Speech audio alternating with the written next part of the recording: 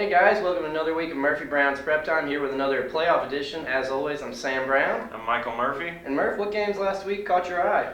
The first one was a 6A quarterfinal, Oakland over Smyrna. That was a little closer than we thought it was going to be. Smyrna actually led 14-10 through the first half. Oakland tied it up, I believe, with a third quarter touchdown, and then Kendrick Johnson scored from 10 yards out in overtime. They'll be taking on Maryville next week. Should be a good one there too, man. Maryville's a tough opponent, might run right through them, but we'll see. And the game that caught my eye is one you were actually out at, Independence Hillsboro. Indy got their first real test of the season. Looked like Hillsboro put up 20 points. They lost 28-20. As usual, it seemed like Andrew Bunch was just a little too much for him. Threw for 2 touchdowns and ran for 1, I believe. Yeah, Hillsboro got down 14-0 in the game's first 10 minutes. They came back. They answered pretty much every score in the second half, but it was just too little time for them. Indy's a tough team to get behind on. Oh, yeah. Potent offense and a stout defense, too, so it's not a winning recipe. Another one that was a little closer than I thought was going to be Yeah. Nashville Christian over Wayne County, 34-21. Nashville Christian, they took care of business, but they shot themselves in the foot a little bit. Threw 2 interceptions, also committed 14 penalties for 110 yards. That's going to have to change next week against Peabody. And a shout out to Wayne County. I think you and I in our picks gave them a combined 10 points. They got 3 touchdowns, so more potent offense than we might have expected. Yeah, and then players of the week last week, man, I got a new one for you. You guys probably haven't heard this yet. Ty Chandler out at NBA, 305 yards, 4 touchdowns and 35 carries, and a 35-14 win over Christian Brothers. Does it yet again. I think he's got 8 touchdowns in the playoffs this year. Yeah, and another guy we haven't heard much of, Jeremiah Oatswell from Ravenwood Academy.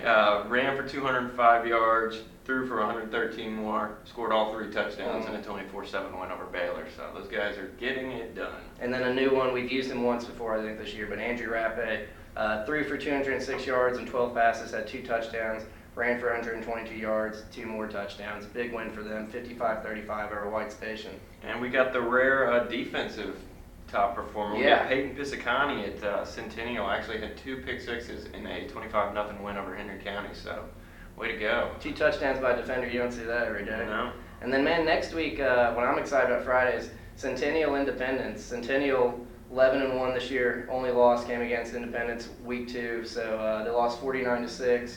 Been on 11-game winning streak since then. We'll see if they can maybe turn things around. Yeah, we're going to find out how much better Centennial's gotten since that week too. So it should be an interesting one. Another one I'm looking at, it's 6A quarterfinal. It's actually a rematch of last year's semifinals.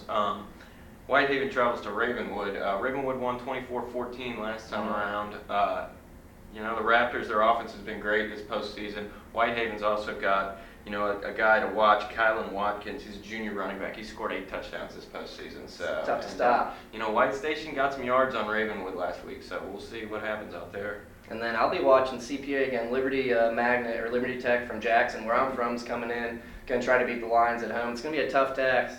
Lions haven't lost a game since it's actually 3 years to the day. Today, November 23rd, 2012, they lost to Milan in the semifinals. They're 24-0 at home since then, and 41-2 since that day in Inglemartin's first year. So Liberty be a tough one to come in and win in the Lions Den.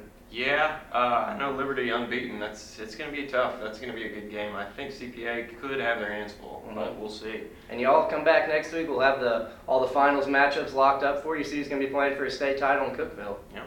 Thanks for stopping by, guys.